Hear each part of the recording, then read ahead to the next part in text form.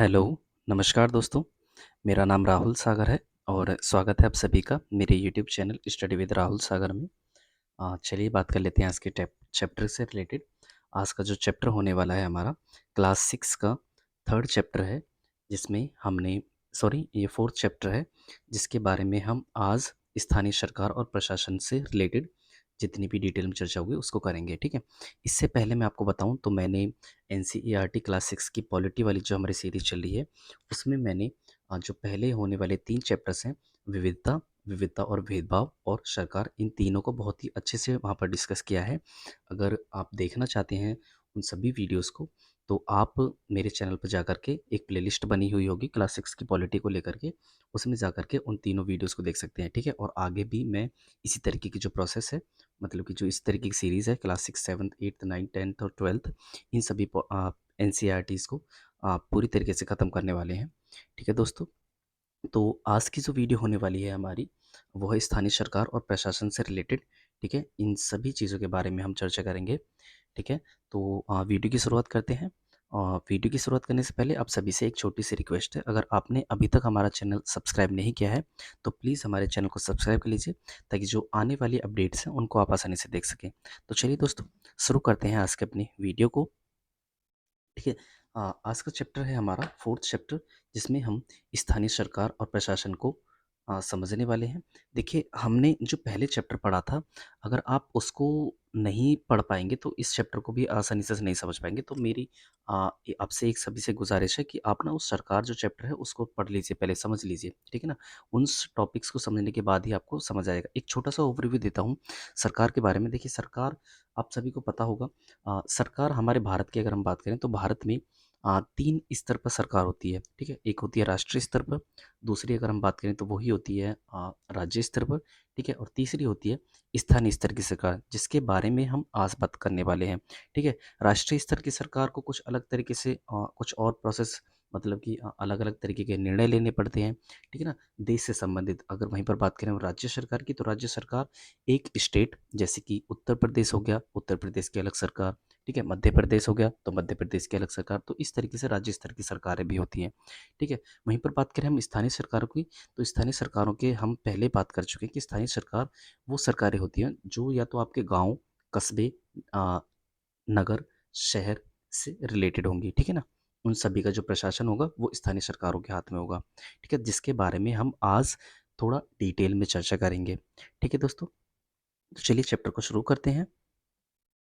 देखिए, पंचायती राज व्यवस्था। ठीक है, अध्याय 4 है ये हमारा, जिसके बारे में हम आज पढ़ने वाले हैं। ठीक है, इसका थोड़ा साइज हम कम कर लेते हैं।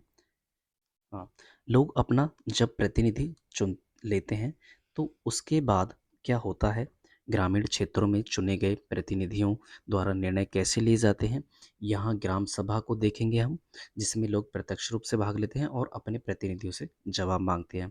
ठीक है ना, देखिए मैंने आपको बताया था कि जो हमारे भारत में लोकतांत्रिक सरकार है, ठीक है ना, लोकतांत्रिक सरकार मतलब कि लोगों के द्वारा शासन। और इसमें क्या होता है, लोकतांत्रिक सरकार में क्या होता है, लोगों के द्वारा शासन किया जाता है, मतलब कि लोगों के द्वारा अपना प्रतिनिधि चुना जाता है। ठीक है, और वो प्रतिनिधि जनता के हिसाब से ही निर्णय लेता है और उन्हीं के आधार पर उनका वो सरकार चलाता है। ठीक है ना, तो यही चीज़ें हैं लोकतांत्रिक सरकार के बारे में। ठीक है, आज हम बात करें तो इसमें इस चैप्टर में हम आज स्थानीय सरकार की बात करेंगे। ठीक है, जो कि क्या है, सरकार का ही एक हिस्सा है, एक लेवल है। ठीक है, लोग जब अपना प्रतिनिधि चुन लेते हैं तो उसके बाद क्या होता है, ग्रामीण क्षेत्रों में चुने गए प्रतिनिधियों द्वारा निर्णय कैसे लिए जाते हैं। यहाँ हम ग्राम सभा को देखेंगे, जिसमें लोग प्रत्यक्ष रूप से भाग लेते हैं और अपने प्रतिनिधियों से जवाब मांगते हैं। देखिए, पंचायती राज व्यवस्था में हम जानेंगे कि पंचायत क्या होती है, पंचायती क्षेत्र क्या होता है, ग्राम सभा क्या होती है, इन सभी चीज़ों के बारे में हम डिटेल में समझेंगे। ठीक है, इस चैप्टर में जो समझने वाले हैं वो सारी चीज़ें यहाँ पर आप देख सकते हैं। ठीक है, ग्राम पंचायत, ग्राम सभा का मेंबर, वार्ड कौन होता है, पंचायत का जो वार्ड होता है वो क्या होता है, उन सभी चीज़ों के बारे में हम अच्छे से चर्चा करेंगे। ठीक है, देखिए, आज का दिन बड़ा खास है। सभी लोग जल्दी जल्दी ग्राम सभा के लिए जा रहे हैं। क्या आपको पता है क्यों? क्योंकि पंचायत के चुनावों के बाद आज पहली बार ग्राम सभा की बैठक हो रही है। हरदास गांव के लोग यह जानने के लिए बहुत उत्सुक हैं कि नई पंचायत ने उनके लिए क्या योजनाएं बनाई हैं। देखिए, कोई गाँव है, इस उस गाँव में ग्राम सभा होने जा रही है, ठीक है?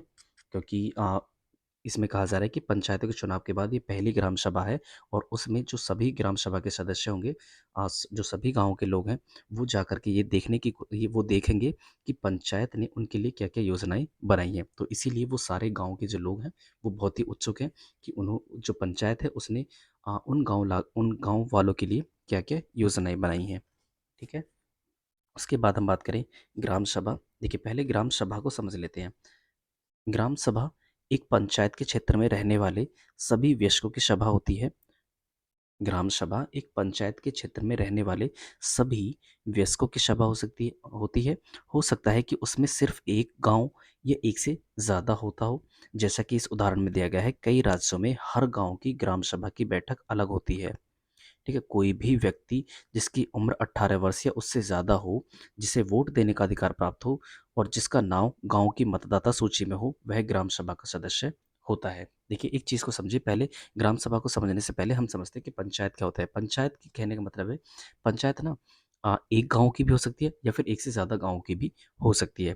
ठीक है, तो वही है कि ग्राम सभा एक पंचायत के क्षेत्र में रहने वाले सभी वयस्कों की सभा होती है। ग्राम सभा क्या होती है? एक पंचायत के क्षेत्र में रहने वाले सभी वयस्कों की सभा।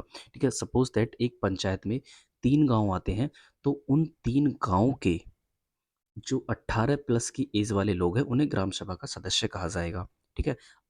देखिए, होता क्या है पंचायत में 1 गाँव भी हो सकता है, 2 गाँव भी हो सकते हैं या फिर 1 से अधिक गाँव भी हो सकते हैं। ठीक है ना? तो यहाँ पर हम उसी चीज़ के बारे में बात करें, तो ग्राम सभा कहने का मतलब ये है कि गाँव के वो सभी, मतलब एक पंचायत के क्षेत्र में आने वाले वो सभी लोग जिनकी एज 18 वर्ष की या फिर उससे ज़्यादा है, जिन्हें वोट देने का अधिकार है या फिर अ, जिनका नाम गाँव की मतदाता सूची में, मतलब कि वोटर लिस्ट में है, ठीक है ना? उन्हें ग्राम सभा का सदस्य कहा जाएगा। समझ गए? ग्राम सभा का सदस्य मतलब कि एक पंचायत के क्षेत्र में आने वाले वो सभी लोग जिनकी आयु 18 वर्ष या फिर उससे ज़्यादा हो, ठीक है? उन्हें ग्राम सभा का सदस्य कहा जाएगा। ग्राम सभा के बारे में अब पढ़ लेते हैं। देखिए, ग्राम सभा की बैठक की शुरुआत में सरपंच और पंच ने सड़क की मरम्मत पर होने वाले खर्च का ब्यौरा दिया। 1 सेकंड। खर्च का ब्यौरा दिया। यह सड़क गाँव को मुख्य सड़क से जोड़ती है। इसके बाद पानी की कमी पर चर्चा होने लगी। उस ग्राम सभा में क्या हो रहा था, वहाँ पर सड़क को मुख्य रूप से जोड़ती है, उसके सड़क के बारे में चर्चा हुई। उसके बाद पानी की कमी पर चर्चा हुई, ठीक है? गाँव में रहने वाली तीजिया ने बोलना शुरू किया, हरदास गाँव में पानी की कमी की जो समस्या है वो बहुत बढ़ गई है। हैंडपंपों का पानी ज़मीन में बहुत नीचे चला गया है। मुश्किल से हैंडपंप में थोड़ा बहुत पानी आता है और औरतों को 3 किलोमीटर दूर सूरू नदी से पानी लेने जाना पड़ता है। ठीक है? ये हाँ, हरदास गाँव की एक महिला ग्राम सभा की सदस्य जिसकी आयु 18 प्लस है, ठीक है? उसके बारे में हम पहले बता चुके हैं। तो उसने क्या कहा है, गाँव में रहने वाली इतीज़े नाम की एक महिला है, जिन्होंने हरदास गाँव में जो पानी की समस्या आ रही है, उसके बारे में उन्होंने बोला है और उन्होंने ये बोलते हुए कहा है कि हैंडपंपों का जो पानी है, हरदास गाँव का, वो ज़मीन के बहुत नीचे चला गया है और मुश्किल से हैंडपंपों से बहुत थोड़ा बहुत पानी निकल पाता है और औरतों को 3 किलोमीटर दूर सूरू नदी से पानी लेने जाना पड़ता है। तो ये एक ग्राम सभा की सदस्य, मतलब कि गाँव की एक रहने वाली महिला, जो ग्राम सभा को, जो पंचायत के सामने अपने हरदास गाँव की एक समस्या के बारे में बता रही है। ठीक है? उसके बाद एक सदस्य ने सुझाव दिया कि सुरू नदी का पानी पाइप से लाकर गांव के एक बड़ी सी टंकी में भर लेते हैं। उससे पानी की आपूर्ति हो जाएगी, लेकिन दूसरे को लगा कि यह बहुत महंगा हो सकता है। उन्होंने उन्होंने कहा कि इस साल के लिए हैंडपंप और गहरे कर लेते हैं और कुओं को साफ कर लेते हैं।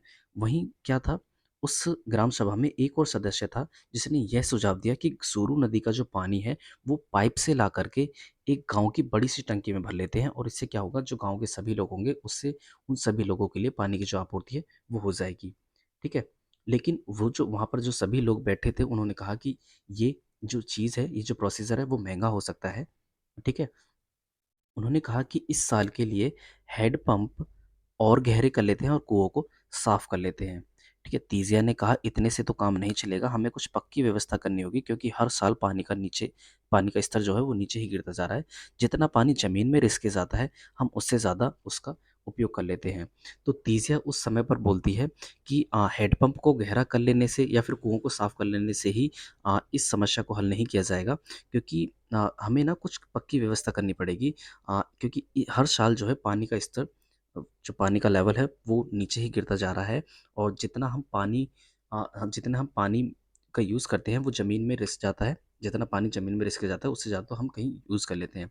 इसका कहने का मतलब ये है कि जितना पानी हम यूज़ कर लेते हैं, जितना जितना पानी ज़मीन में रिस के जाता है, मतलब कि जो ज़मीन से नीचे चला जाता है, अंडरग्राउंड हो जाता है वाटर, उससे ज़्यादा तो हम लोग सभी यूज़ कर लेते हैं, ऐसा कहना तीजिया का है।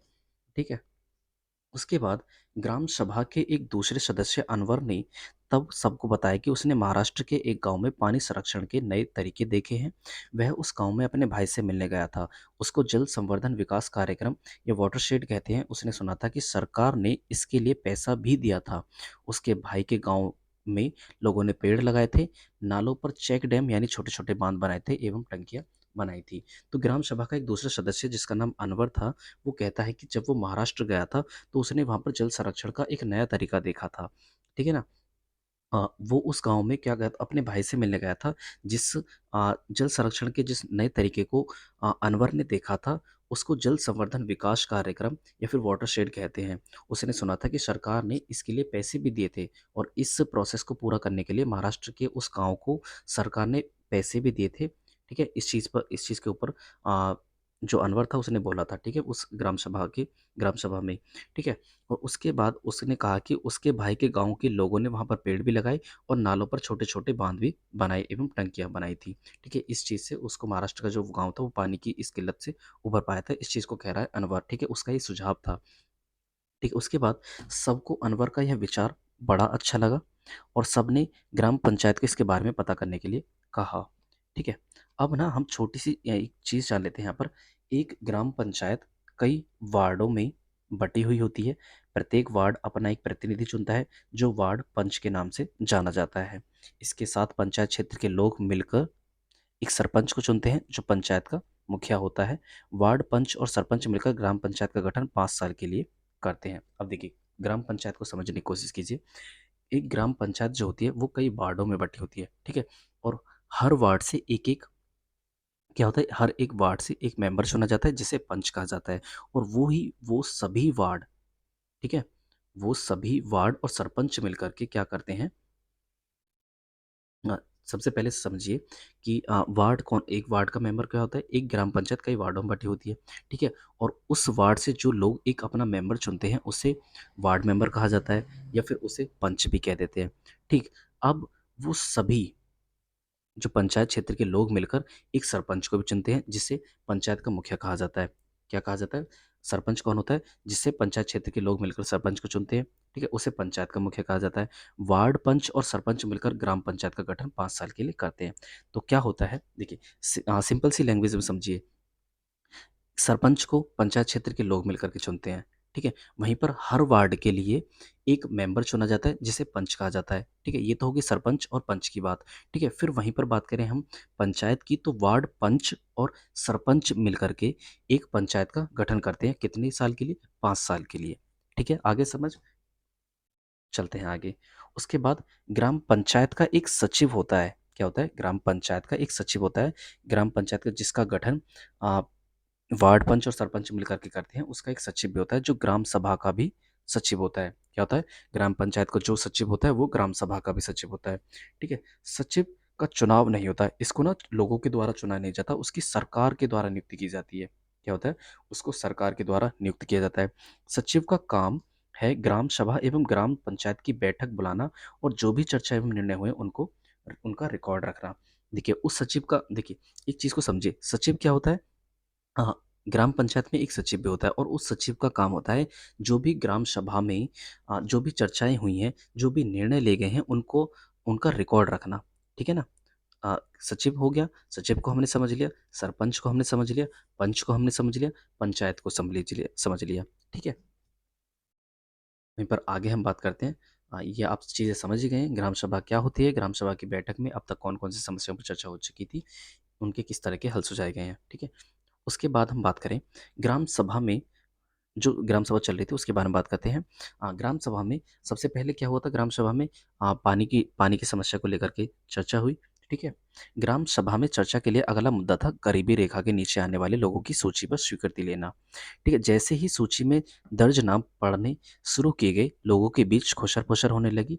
नटवर ने हाल ही में देखिए अ, जब पानी की समस्या के बाद जब दूसरी समस्या मतलब गरीबी रेखा के नीचे आने वाले लोगों की सूची पर स्वीकृति के बारे में चर्चा हुई ग्राम सभा में, तो क्या हुआ उस सूची में जो दर्ज नाम थे उनको पढ़ना शुरू किया गया, ठीक है? उस जब वो नाम पढ़े जा रहे थे, तो ग्राम सभा में जो लोग उपस्थित थे, उनके बीच में खुशर-पुशर होने लगी, ठीक है? उसमें फिर हाल में नटवर ने हाल में हाल ही में तो एक रंगीन टेलीविज़न खरीदा है और उसके बेटे ने एक नई मोटरसाइकिल भी भेजी है और वह गरीबी रेखा के नीचे कैसे हो सकता है? सूरजमल ने अपने पास बैठे आदमी से धीरे से कहा। देखिए, उस ग्राम सभा में एक और मेंबर था सूरजमल, ठीक है? वो कहता है कि नटवर ने हाल ही में तो एक रंगीन टेलीविज़न खरीदा है और उसके बेटे ने उसके लिए एक नई मोटरसाइकिल भी भेजी है। वो फिर भी इतना होने के बावजूद भी क्या है, वो गरीबी नेखा रेखा के नीचे उसका नाम दर्ज कर लिया गया है। इस बारे में सूरजमल अपने पास बैठे हुए व्यक्ति से कहता है धीरे से। ठीक है, फिर उसके बाद सरोज ने सूखी बाई से कहा, बिरजू का नाम इस सूची में कैसे आ गया? उसके पास तो इतनी ज़मीन है, इस सूची में तो सिर्फ़ गरीब लोग होने चाहिए। ओम प्रकाश एक मज़दूर है, उसके पास बिल्कुल ज़मीन नहीं है, वह मुश्किल से अपना गुज़ारा चला पाता है, पर इस उसका नाम इस सूची में नहीं है। सुखी सरोज ने सूखी बाई से कहती है जो सरोज वहाँ पर जो मेंबर बैठी थी ग्राम सभा की वो क्या कहती है वो सूखी बाई से कहती है कि बिरजू का नाम इस सूची में कैसे आ गया? उसके पास तो इतनी ज़मीन है, ठीक है? इस सूची में तो केवल गरीबी रेखा के नीचे जो आते हैं उनका ही नाम होना चाहिए, ठीक है? और सरोज कहती है कि सूखी बाई से कि बिरजू का नाम इस सूची में कैसे हो सकता है उसके पास इतनी ज़मीन होने के बावजूद, ठीक है? और ओम प्रकाश एक ऐसा मज़दूर है उसके पास बिल्कुल भी ज़मीन नहीं है, वह मुश्किल से अपना गुज़ारा चला रहा है और उसका नाम इस सूची में है ही नहीं। सूखी बाई ने कहा, तुम्हें तो पता ही नहीं। फिर उसके बाद सरोज से सूखी बाई कहती है कि अ, बाई ने कहा तुम्हें तो पता ही है कि नटवर और बिरजू अमीर चंद के दोस्त हैं। अब अमीर चंद को कौन कुछ कह सकता है? कौन कुछ बोल सकता है? अमीर चंद पहले गांव का जमींदार था और अब भी बहुत सारी जमीन का मालिक है, लेकिन हमें ओम प्रकाश का नाम तो सूची में डलवाना ही चाहिए। उसके बाद जो एक महिला है अ, सूखी बाई, वो कहती है कि जो नटवर और बिरजू हैं वो अमीर चंद के दोस्त हैं, ठीक है? और अमीर चंद को कौन कुछ कह सकता है क्योंकि वह पहले गांव का जमींदार हुआ करता था और उसके पास बहुत सारी ज़मीन भी अभी भी है। लेकिन हमें इस सूची में ओम प्रकाश का नाम तो डलवाना ही चाहिए, ये बात सरोज से सूखी बाई कहती है, ठीक है? सरपंच ने देखा कि लोगों के बीच खुशर-पुशर हो रही थी। उन्होंने पूछा कि अगर किसी को कुछ कहना है तो वो कहे। सरोज ने सूरजमल को उकसाने की कोशिश की वह नटवर और बिरजू के बारे में पूछे, लेकिन सूरजमल चुपचाप बैठा रहा। सरोज क्या करती है सूरजमल को उकसाती है कि वह नटवर और बिरजू के बारे में पूछे कि उनका नाम इस लिस्ट में क्यों आ गया। लेकिन सूरजमल क्या होता है वो चुपचाप बैठा रहता है क्योंकि उसे पता था कि जो नटवर और बिरजू हैं वो अमीर चंद के दोस्त हैं और अमीर चंद के पास बहुत सारी ज़मीन अभी भी है और वह पहले गांव का जमींदार भी हुआ करता था, इसलिए सूरजमल क्या रहता है वो चुपचाप बैठा रहता है, ठीक है? अमीर चंद ग्राम सभा में बैठा सब पर निगाह रखे हुए था। उसके बाद सरोज ने उठकर कहा कि ओम प्रकाश का नाम सूची में होना चाहिए। दूसरे लोगों ने भी माना कि ओम प्रकाश का परिवार बहुत गरीब है। सरपंच ने पूछा कि उसका नाम सूची में क्यों नहीं था, जिस व्यक्ति ने गरीबी रेखा के नीचे आने वाले परिवारों का सर्वेक्षण किया था। तो क्या होता है, सरोज उस समय पर उठकर बोलती है कि ओम प्रकाश का नाम इस सूची में होना चाहिए क्योंकि उसके पास ना तो ज़मीन है, वो बहुत ही गरीब है और वो गरीबी रेखा रेखा के नीचे ही आता है। इस बात को सरोज कहती है पंचायत में, ठीक है? उसके बाद जो वहाँ पर सरपंच बैठे हुए होते हैं वो पूछते हैं जिस व्यक्ति ने गरीबी रेखा के नीचे आने वाले परिवारों का सर्वेक्षण किया था, वो जो सरपंच वहाँ पर बैठा हुआ होता है, वो पूछता है कि उस ओम प्रकाश का नाम इस लिस्ट में क्यों नहीं है? तो उस पर क्या जवाब देता है आगे देखते हैं। उसने बताया जिसने गरीबी रेखा के नीचे आने वाले परिवारों का सर्वेक्षण किया था, उस व्यक्ति ने बताया कि मैं ओम प्रकाश के घर कई बार गया, पर हर बार वहां पर ताला लगा हुआ था। वह काम शायद कहीं काम ढूंढने के लिए गया हुआ था। सरपंच ने कहा कि ओम प्रकाश की पारिवारिक आय देखी जाएगी और अगर वह सरकार द्वारा तय की गई राशि से कम है तो उसका नाम भी सूची में शामिल किया जाएगा। तो इस पर जिस व्यक्ति ने गरीबी रेखा के नीचे आने वाले परिवारों की सूची तैयार की थी, उस व्यक्ति ने सरपंच से कहा कि वह कई बार ओम प्रकाश के घर गया था, लेकिन वो उस घर पर नहीं मिला था, वो अपने घर पर नहीं मिला था, शायद वो कहीं पर काम ढूँढने के लिए गया हो, ठीक है? फिर उसके बाद सरपंच सरोज से कहते हैं कि अगर ओम प्रकाश की पारिवारिक आय सरकार द्वारा तय की गई राशि से कम पाई जाती है, तो उसका नाम भी गरीबी रेखा के नीचे आने वाले परिवारों की सूची में शामिल कर लिया जाएगा, ठीक है? देखिए, इन क्वेश्चंस को आप समझिए। ग्राम सभा में गरीबी रेखा के नीचे आने वाले परिवारों की जो सूची निर्धारित हो रही थी, क्या उसमें कोई गड़बड़ी थी? यदि हाँ, तो वह गड़बड़ी क्या थी? ये सभी को पता है कि क्योंकि नटवर और बिरजू के बारे में ये चीज़ें थी, ठीक है? सरोज ने सूरजमल से बोलने के लिए कहा, फिर भी वह चुप क्यों रहा? क्योंकि वो जानता था कि अमीरचंद के वो दोस्त हैं और अमीरचंद पहले से गाँव का ज़मींदार व्यक्ति था, क्योंकि क्या हुआ करता था पहले, जो ऐसे अमीरचंद जैसे जो ज़मींदार लोग थे, इनको ना अ, इन सभी के पास जो गाँव के गरीब तबके के लोग हुआ करते थे, ये कभी न कभी इन लोगों की ज़रूरत पड़ती ही रहती थी हमेशा से, कभी उधार लेना या फिर काम वगैरह लेने के लिए। तो इन सभी इसी वजह से जो गाँव के लोग हुआ करते थे, वो डरा करते थे और उनके खिलाफ बोलने में भी वो हिचकिचाते थे। तो इसी वजह से वो जो सरोज ने सूरजमल जो सूरजमल वहाँ पर व्यक्ति बैठा था पंचायत में, वो चुप रहा। ठीक है? उसके बाद क्या आपने ऐसी अन्य घटनाएँ देखी हैं जहाँ लोग अपने लिए ही नहीं बोल पाते? आपके अनुसार ऐसा क्या होता है? इंसान की बोलने से कौन-सी चीज़ रोकती है? इंसान को बोलने से कौन-सी चीज़ रोकती है? ठीक है? इसको आप अच्छे से समझ सकते हैं अपने आप। उसके बाद ग्राम पंचायत ग्राम पंचायत की नियमित रूप से बैठक होती है। उसका मुख्य काम उसके क्षेत्र में आने वाले गाँव में विकास कार्यक्रम लागू करवाना होता है। जैसा कि आपने देखा, ग्राम सभा ही पंचायत के काम को स्वीकृति देती है, तभी पंचायत अपना काम कर पाती है। देखिए, इस चीज़ को समझने की कोशिश कीजिए। ग्राम पंचायत की नियमित रूप से बैठक होती है, ठीक है? उसके बाद उसका मुख्य काम उसके क्षेत्र में आने वाले गाँव में विकास कार्यक्रम लागू करवाना होता है। देखिए, ग्राम पंचायत का काम क्या होता है, जो भी उसके कार्यक्षेत्र के अंतर्गत आते हैं। देखिए, मैंने आपको बताया था कि एक पंचायत क्षेत्र में क्या होता है, एक गाँव भी आ सकता है या फिर एक से अधिक गाँव भी आ सकते हैं, ठीक है? फिर उस ग्राम पंचायत का काम क्या होता है, उसके अंडर जो गाँव आते हैं, उन गाँव के अंदर विकास कार्यक्रम लागू करवाना उस ग्राम पंचायत का काम होता है, जिसके लिए वो नियमित रूप से रेगुलर तरीके से वो बैठकें करता रहता है, ठीक है ना? अलग-अलग मुद्दों पर।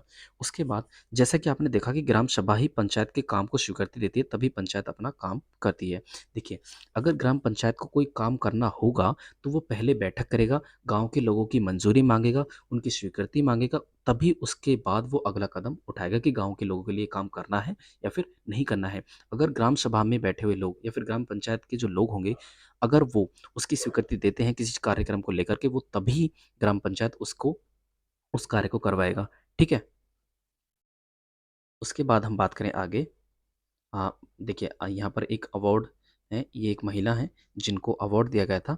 किससे रिलेटेड? महाराष्ट्र के 2 पंच जिन्हें 2005 में अपनी पंचायत में उल्लेखनीय काम करने के लिए निर्मल ग्राम पुरस्कार से सम्मानित किया गया। ये महाराष्ट्र के 2 पंच हैं, जिनको आप सामने स्क्रीन पे देख सकते हैं, ये हैं और ये हैं, ठीक है ना? इनको निर्मल ग्राम पुरस्कार से सम्मानित किया गया था 2005 में, क्योंकि इन्होंने अपनी पंचायत के लिए उल्लेखनीय काम किए गए थे, ठीक है ना? इन्होंने मतलब अच्छे-अच्छे काम किए थे अपने पंचायत में। ये 2 पंच हैं महाराष्ट्र के, ठीक है? उसके बाद हम बात करते हैं। देखिए, सबसे पहले ना हम जान लेते हैं ग्राम पंचायत के काम क्या होते हैं और ग्राम पंचायत की आमदनी के स्रोत क्या होते हैं। देखिए, जो ग्राम पंचायत अपनी पंचायत क्षेत्र में आने वाले लोगों पर जो पैसा खर्च करती है, वो कहाँ से पैसा आता है, उन सभी चीज़ों के बारे में हम पता करेंगे अब। ठीक है, ग्राम पंचायत के काम क्या होते हैं? देखिए, सड़कों, नालियों, स्कूलों, भवनों, पानी के स्रोतों और अन्य सार्वजनिक उपयोग के भवनों का निर्माण और रखरखाव। क्या होता है ग्राम पंचायत का काम? मतलब सड़कों को बनाना, नालियों को बनाना, स्कूल वगैरह का निर्माण करना, भवन का निर्माण करना, पानी के स्रोतों का, अन्य सार्वजनिक उपयोग के भवनों का निर्माण और रखरखाव, ठीक है?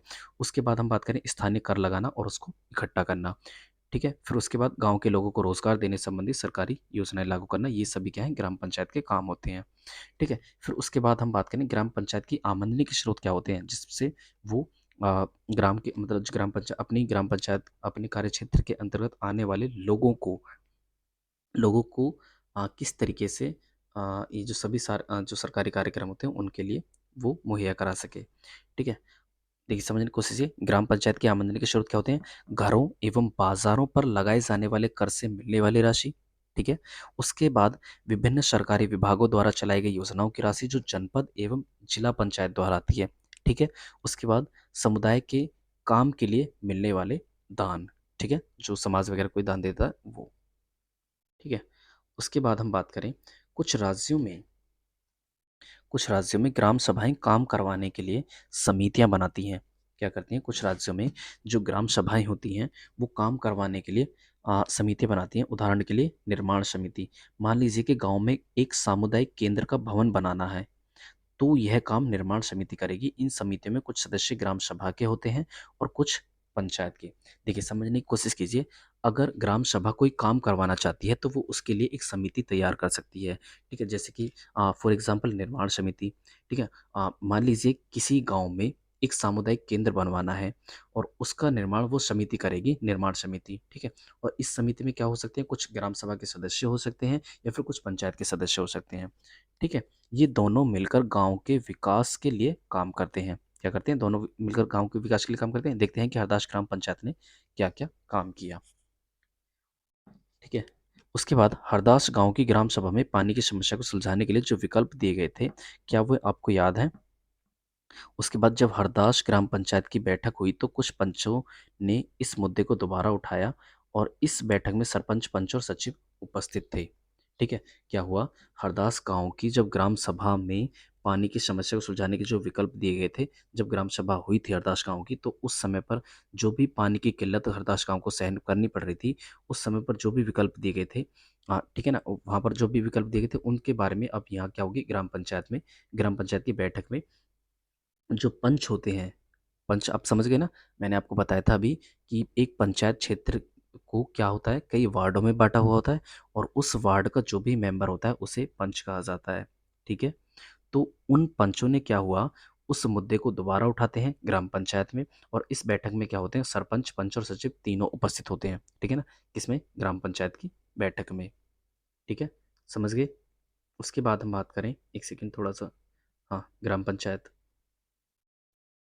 पंचायत के सदस्यों ने पहले एक कुआं साफ करने और दो हैंडपंपों को गहरा करने के विकल्प पर सोच विचार किया ताकि गांव को पानी के बिना ना रहना पड़े। सरपंच ने सुझाव दिया कि चूंकि पंचायत के पास हैंडपंप की देखरेख की मद में कुछ पैसा है, सो उन्हीं पैसों को इस काम में लगाया जा सकता है।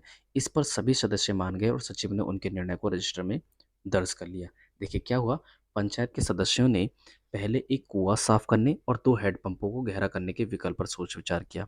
ठीक है, ताकि उस समय पर जो गांव हरदास गांव पानी की किल्लत से गुजर रहा था उसको उस पानी की किल्लत से ना गुजरना पड़े। ठीक है, फिर उसके बाद सरपंच ने सुझाव दिया था, चूंकि पंचायत के पास हैंडपंप की देखरेख में की मदद में कुछ पैसा है, सो उन्हीं पैसों को इस काम में लगाया जाएगा। ठीक है, पंचायत के पास इन्हीं हैंडपंपों की देखरेख में कुछ पैसा था, उसी चीज़ से रिलेटेड क्या था वो उस पैसा उसमें लगा दिया। ठीक है, इस पर सभी सदस्यों ने भी सहमति दे दी और इस सारे निर्णय को जो वहाँ पर बैठा सचिव था, ग्राम पंचायत में बैठा जो सचिव था उसने उसको रिकॉर्ड कर लिया। ठीक है, जिसका काम यही होता है कि ग्राम पंचायत में क्या क्या वहाँ पर चर्चाएं हुई और क्या क्या वहाँ पर डिसीजंस लिए गए। ठीक है, जो सरकार के द्वारा नियुक्त किया जाता है।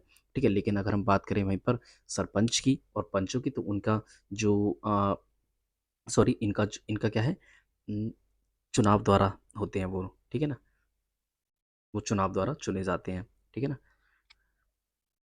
चलिए आगे बात करते हैं। उसके बाद सभी सदस्य मिलकर समस्या के स्थायी हल पर विचार करने लगे। उनको पता था कि अगली बैठक में ग्राम सभा के सदस्य फिर से प्रश्न पूछेंगे। कुछ पंचों ने शंका जाहिर करते हुए पूछा कि क्या जल संरक्षण से पानी के स्तर में कोई विशेष फर्क पड़ेगा?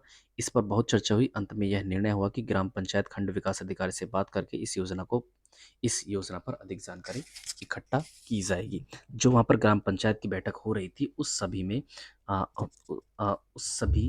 क्या किया, उस समय पर क्या किया था उन्होंने, पहले तो उन्होंने जो समस्या हरदास गांव के लोग फेस कर रहे थे उसके लिए एक अस्थायी रूप से सॉल्यूशन दे दिया। ठीक है, लेकिन वो फिर क्या कर रहे थे, एक ताकि इस समस्या को स्थायी रूप से हल किया जा सके, उसके ऊपर उन्होंने चर्चा की, क्योंकि उनको पता था कि जो ग्राम सभा होने वाली है उसके जो सदस्य होंगे उनसे फिर से सवाल पूछेंगे, तो इसी चीज़ को लेकर के उन्होंने, ताकि इस समस्या को स्थायी रूप से सॉल्व किया जा सके, इसके लिए उन्होंने एक विचार करने लगे। और फिर उसके बाद क्या हुआ, अंत में यह डिसीजन लिया गया कि जो ग्राम पंचायत खंड विकास अधिकारी होता है उससे रिलेटेड ये बात की जाएंगी। ठीक है, इस योजना पर अधिक जानकारी इकट्ठा करने के बाद। ठीक है, देखिए, अब यहाँ पर पंचायत के 3 स्तर होते हैं, उन सभी चीज़ों के बारे में हम चर्चा करेंगे। हरदास गांव की ग्राम सभा और पंचायत के बारे में पढ़ने के बाद आपको समझ में आ ही गया होगा कि पंचायती राज व्यवस्था एक ऐसी प्रक्रिया है जिसके द्वारा लोग अपनी सरकार में भाग लेते हैं। ग्रामीण क्षेत्रों में ग्राम पंचायत लोकतांत्रिक सरकार का पहला स्तर है। ठीक है, समझने की कोशिश कीजिए। ग्रामीण क्षेत्रों में ग्राम पंचायत लोकतांत्रिक सरकार का पहला स्तर है, और ग्राम पंचायत ग्राम सभा के प्रति जवाबदेही होती है, क्योंकि ग्राम सभा के लोग ही उसको चुनते हैं। देखिए, क्या है यहाँ पर, पंचायती राज व्यवस्था जो क्या है, हमारी जो सरकार के स्तर होते हैं, हमारे भारत में जो भी सरकार के 3 स्तर हैं, राष्ट्रीय स्तर, राज्य स्तर और स्थानीय स्तर, उसमें क्या है, ये पंचायती राज व्यवस्था स्थानीय सरकार की, स्थानीय स्तर की सरकार के अंतर्गत आती है। ठीक है, इसे ही स्थानीय स्तर की सरकार कहा जाता है। उसके बाद जिसके द्वारा लोग अपनी सरकार में भाग लेते हैं, देखिए क्या होता है, सरपंच हो या पंच हो, इनको क्या है, लोगों के द्वारा ही चुना जाता है। ठीक है, तो इसी तरीके से क्या करते हैं, लोग अपनी सरकार में भाग लेते हैं, तो वही आ गया ना कि क्या है, लोकतंत्र है। ठीक है, ग्राम पंचायत लोकतांत्रिक सरकार का पहला स्तर है। ठीक है, समझ आ गया। उसके बाद ग्राम पंचायत ग्राम सभा के प्रति जवाबदेह होती है। जो ग्राम पंचायत गांव के लोगों के द्वारा चुनी जाती है, वो उन गांव के लोगों के प्रति जवाबदेह होती है वो पंचायत। ठीक है, क्योंकि ग्राम सभा के लोग ही उसको चुनते हैं। उसके बाद हम बात करें, पंचायती राज व्यवस्था में लोगों की भागीदारी 2 और स्तरों पर होती है। पंचायती राज व्यवस्था में लोगों की भागीदारी 2 और स्तरों पर होती है। ग्राम पंचायत के बाद दूसरा स्तर विकास खंड का होता है। इसे जनपद पंचायत, जनपद पंचायत या पंचायत समिति कहते हैं। देखिए, समझने समझने की कोशिश कीजिए। ग्राम पंचायत के बाद दूसरा स्तर क्या होता है, विकास खंड का होता है। इसे जनपद पंचायत या पंचायत समिति कहती है। देखिए, यहाँ पर हम क्या पढ़ने की कोशिश कर रहे हैं, एक सेकेंड। देखिए, पंचायत के क्या 3 स्तर समझने की कोशिश कर रहे हैं। पंचायत का पहला स्तर अगर हम बात करें तो वो क्या होता है, एक सेकेंड। अ,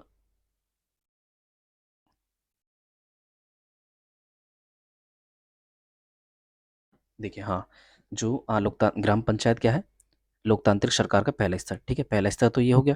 ग्राम पंचायत का पहला स्तर क्या हो गया, ग्राम पंचायत सभा ग्राम सभा के प्रति जवाब देती है। ग्राम पंचायत कोई जो सॉरी पंचायत के जो 3 स्तर होते हैं, उनमें जो पहला स्तर है वो हो गया ग्राम पंचायत। ठीक है, फिर उसके बाद दूसरे स्तर की अगर हम बात करें तो पंचायती राज व्यवस्था में लोगों की भागीदारी 2 और स्तरों पर होती है। ठीक है, पहला स्तर के ऊपर तो हमने बात कर ली कि ग्राम पंचायत। फिर उसके बाद जो दूसरा स्तर होता है वो होता है विकास खंड का, जिसे जनपद पंचायत या पंचायत समिति भी कहा जाता है। ठीक है, पहला स्तर क्या हो गया, ग्राम पंचायत। फिर उसके बाद दूसरा स्तर क्या हो गया, स्तर विकास खंड। ठीक है, या फिर विकास खंड, या फिर जिसे हम जनपद पंचायत या पंचायत समिति भी कहते हैं। ठीक है, उसके बाद एक पंचायत समिति में कई ग्राम पंचायतें आती हैं। देखिए, समझने की कोशिश कीजिए।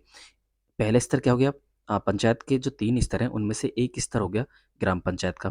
ठीक है, फिर उसके ऊपर जो होता है वो होता है पंचायत समिति का, या फिर जनपद पंचायत हम जिसे कहते हैं, या फिर विकास खंड कह देते हैं। और इस जनपद पंचायत या पंचायत समिति के अंदर कई ग्राम पंचायतें आती हैं। ठीक है, कई ग्राम पंचायतें आती हैं इसके अंदर। ठीक है, उसके बाद पंचायत समिति के ऊपर जिला पंचायत या जिला परिषद होती है। ठीक है, क्या होता है, अब पंचायत समिति के ऊपर क्या होता है, जो तीसरा स्तर होता है वो क्या होता है, वो होती है पंचायत समिति के ऊपर जिला पंचायत या जिला परिषद। ठीक है, यह तीसरा स्तर होता है। ठीक है, पहले स्तर की अगर हम बात करें तो पहला स्तर होता है ग्राम पंचायत का, दूसरा स्तर होता है जनपद पंचायत या पंचायत समिति का, फिर उसके ऊपर जो होता है, जो सब सर्वोपरि होता है, वो होता है जिला परिषद या फिर जिला पंचायत। ठीक है, उसके बाद हम बात करें, जिला परिषद एक जिले के स्तर के विकास की योजनाएं बनाता है। ठीक है, एक जिले के ऊपर जो भी कार्य करने हैं, जो भी कार्यक्रम या फिर जो भी विकास की योजनाएं होनी है वो बनाती है। ठीक है, और पंचायत समिति की मदद से जिला परिषद सभी पंचायतों में आवंटित राशि को वितरण की व्यवस्था करती है। देखिए समझने की कोशिश कीजिए। क्या करता है ये जो जिला परिषद होती है, जिला परिषद पंचायत समिति की मदद से, ठीक है ना, उसके नीचे वाला जो स्तर होता है पंचायत समिति, वो उन सभी की मदद से जो भी पंचायतें होती हैं, जो भी ग्राम पंचायत होती हैं, उनमें आवंटित राशि मतलब राशि की वितरण की व्यवस्था करती है। ठीक है, क्या कौन? जिला परिषद। पहले जिला परिषद, फिर उसके बाद क्या है, सबसे ऊपर क्या होता है, जिला परिषद या फिर जिला पंचायत जिसे हम कहते हैं। फिर उसके नीचे जो काम करती है वो करती है पंचायत समिति, या फिर जिसे हम जनपद पंचायत या विकास खंड भी कह देते हैं। फिर उसके नीचे होते हैं ग्राम पंचायत। ठीक है, आगे अच्छे से समझ। पंचायत के 3 स्तर होते हैं। पहले स्तर पर किसे किसे बोलेंगे हम? पहला स्तर होगा ग्राम पंचायत का। दूसरे स्तर की बात करें हम तो जनपद पंचायत या पंचायत समिति, या फिर जिसे हम विकास खंड भी कह देते हैं। फिर ठीक है, फिर उसके बाद तीसरा जो स्तर होता है उसे हम कहते हैं जिला परिषद या फिर जिला पंचायत। ठीक है, मैंने अच्छे से डिस्कस कर दिया। आपको समझ आ गया होगा कि पंचायत के 3 स्तर होते हैं, कौन कौन से होते हैं वो भी मैंने अच्छे से बता दिया आपको। ठीक है, उसके बाद हम बात करेंगे संविधान में दिए गए निर्देशों के आधार पर देश में के हर राज्य ने पंचायत से जुड़े कई कानून बनाए हैं। इसलिए पंचायत संबंधी कानून हर राज्य में कुछ अलग अलग हो सकते हैं। इसके पीछे मुख्य विचार यही है कि अपने गाँव की व्यवस्था में लोगों की भागीदारी बढ़े और उन्हें अपनी आवाज़ उठाने के लिए ज़्यादा से ज़्यादा मौका मिले। ठीक है, संविधान में दिए गए निर्देशों के आधार पर देश में हर राज्य ने पंचायत से जुड़े हुए कानून बना रखे हैं। क्या कर रखा है? संविधान के अकॉर्डिंग, हमारे संविधान के अकॉर्डिंग देश का जो हर राज्य ने, चाहे वो असम हो या फिर असम राज्य सरकार हो, या फिर हम बात कर सकते हैं उत्तर प्रदेश, मतलब जैसे जितने भी भारत में राज्य हैं, उन सभी ने पंचायत से जुड़े हुए लॉज बना रखे हैं, कानून बना रखे हैं। ठीक है ना? और इसीलिए पंचायत संबंधी जो कानून होते हैं वो हर राज्य में अलग अलग हो सकते हैं। क्या हो सकता है कि हो सकता है कि पंचायती राज व्यवस्था से रिलेटेड अगर जो कानून उत्तर प्रदेश में वो मध्य प्रदेश में ना हो। इनमें अलग अलग कुछ देखने के लिए मिल सकता है। ठीक है, इसके पीछे मुख्य विचार यही है कि ताकि जो लोगों की भागीदारी है पंचायती राज व्यवस्था में, मतलब कि हाँ, पंचायती राज व्यवस्था में उनकी भागीदारी बढ़ सके और अपनी आवाज़ वो ज़्यादा से ज़्यादा रेज़ कर सकें, उनको उठा सके। ठीक है? तो ये हो गया हमारा आज का चैप्टर। अ, इस चीज़ को, ये छोटे बच्चों के लिए है, मतलब उन्हीं के लिए। अपनी अध्यापिका से निवेदन करें कि किसी चुने हुए प्रतिनिधि जैसे पंच, सरपंच, जनपद या जिला परिषद के सदस्य को कक्षा में आमंत्रित करके उनके काम और जिम्मेदारियों पर बातचीत करें। ठीक है, देखिए ये चैप्टर था।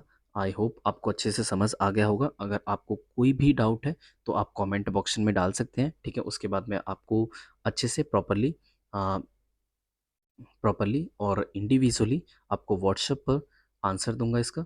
आप अगर मेरे व्हाट्सएप से जुड़ना चाहते हैं, केवल व्हाट्सएप ही, तो मैं आपको अपना नंबर बता दूं, 7978340198 ये मेरा पर्सनल व्हाट्सएप नंबर है। आपको किसी भी एनसीईआरटी के सब्जेक्ट में डाउट है तो आप मेरे साथ जुड़ सकते हैं इस व्हाट्सएप नंबर पर।